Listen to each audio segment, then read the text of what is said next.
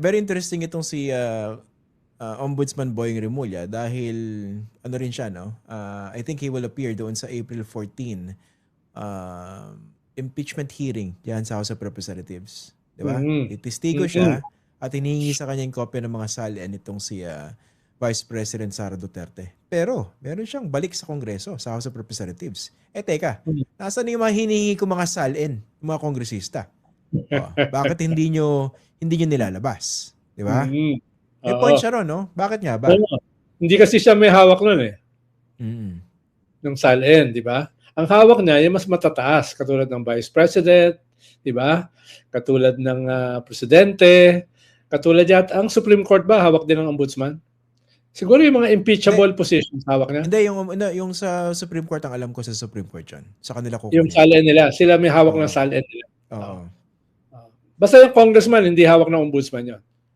Oh, sa kanila yun. Ito yung naalala ko dyan. Nung nagko-cover ako sa House tsaka sa Senate, hindi ganun ka-problematic yung paghingi ng kopya ng salin eh. That was long time ago. Actually, Oo. periodically, nilalabas nga nila yan eh. Ina-announce pa, di ba? Sino yung Oo. richest, sino yung poorest, quote-unquote. Doon ko pa Hmm. nakita yung mga painting collections ng mga ibang mga senador eh. Sabi ko, Hmm. dami di ba? O yun. Tama. Talagang Oo. humihirap yan eh. Kailan ba nagsimula yan? Panahon ni Duterte, di ba? Ni Tatay Digong. Yung pinagbawal. Oo, nung panahon Oo. ng ombudsman. Nung Mm. ombudsman na Martires. No? Doon nagsimula yan. Kami kasi, parang, parang sa amin natural yun eh. Magsasubmit ka. Parang hindi Oo. siya effort. Talagang magsasubmit ka, tapos makikita mo na lang after a few days na sa dyaryo na. Mm. Sa dyaryo na. Ayun lang, minsan nagugulat ako na may kasabay akong senador na magkaparehas lang kami na SALN. Yung senador na yun, siya yata ang pinakamababa ang SALN sa Senado ngayon eh. Meron bang ano dyan? Meron bang letter C sa pangalan niya? Teka, isipin ko. Meron. Meron. Sa nickname at saka sa first name niya meron. Meron ba niyang Escudero? Ay, nadulas ako. Diretso na no?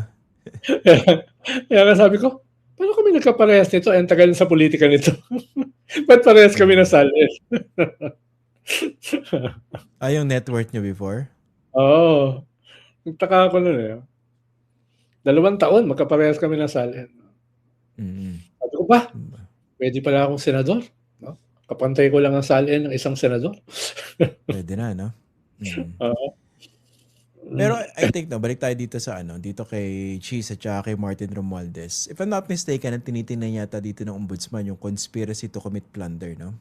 Na may kaugnayan doon sa pagkamada ng national budget. Tama? Hindi ko Parang sigurado. something like that. Hindi ba? Hindi ko sigurado, no? Hindi ko sigurado dahil hindi naman siya masyadong nagdetalye, di ba? Nung sinabi niya yan. Sinasabi lang niya ay naghahanda na sila ng kaso. At kung matutuloy ang kaso, non-bailable yan. Di ba? Kulong kaagad.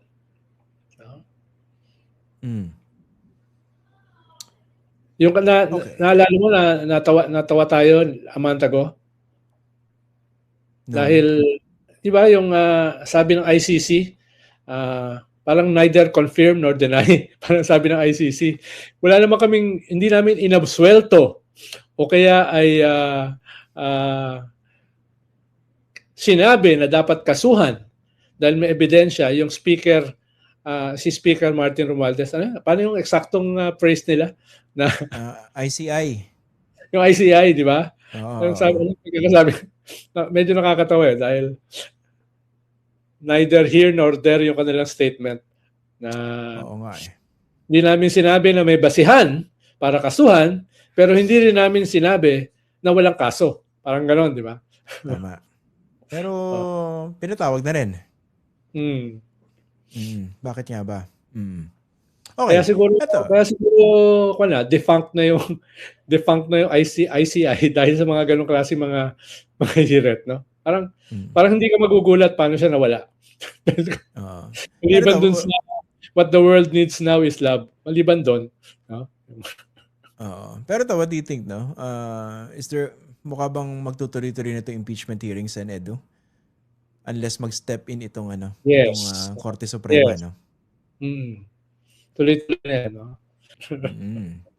Ayun, so hindi na maiwasan ito, no, itong impeachment hearings. Pero ang tanong dito, no, hindi naman ang natin dito, no, parang iniisip natin kung numero at numero pag-uusapan meron yan, eh. Pero ang tanong diyan, aabot ba sa trial yan sa Senado?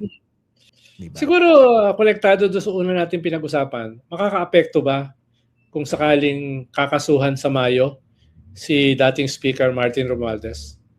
Makaka-apekto ba yan sa dami ng boboto for impeachment sa House?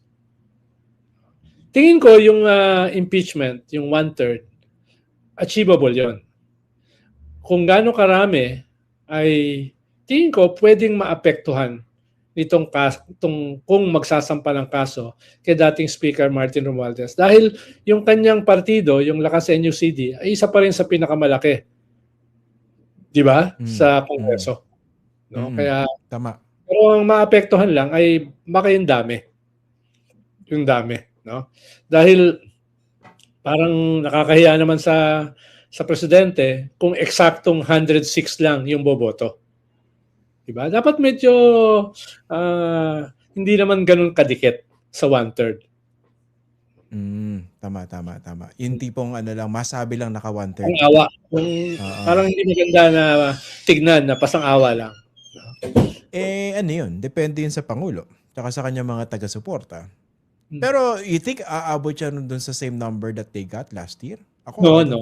Yun, sigurado hindi. Pero kumbaga, hindi na aabot ng 260. Paano kahit kasi tapos na yung bilangan, may mga humahabol pa eh. No? Pero dito, duda ako kung aabot ng 200. No? Duda ako ka. Pero yung 1/3, sigurado yun, maabot siya. Naisip ko lang balikan natin itong yung problema yung kinaiinis ni Ombudsman Remulla, bakit hindi niya makuha yung sala ng mga kongresista. No? Ang isang problema kasi nitong mga nasa House of Representatives ngayon, meron silang crisis ng credibility, diba? Ang binabalibag sa kanila kasing issue, at talagang valid to, no? DDS ka man o hindi. Bakit anong kay nyo na mag-impeach? Of course, constitutional duty nila yan, no?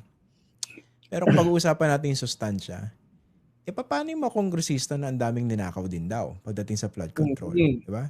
So dapat dito, maging transparent din yung House of Representatives. Kung hinihingi salin, ilabas lahat yan. Tapos makakasuhan din, makulong at maparusahan itong mga dambuhalang mandarambong dyan sa Kamara. At hindi ibig sabihin na sila lang. Tapos palalagpasin naman yung Vice President kung meron siyang kasalanan. Lahat yan, di ba? Pero on the part of the House, dapat pakita nila, wala rin kami tinatago, wala rin kami pinoprotektahan. At hindi kami nagdidiin lang na isang political figure. I can imagine nakakabahan sila. Dahil ang dali kasing i-triangulate nung kanilang kayamanan kumpara sa kanilang salin. Paano hindi lang sila kasi ang involved yan yung kanilang immediate family.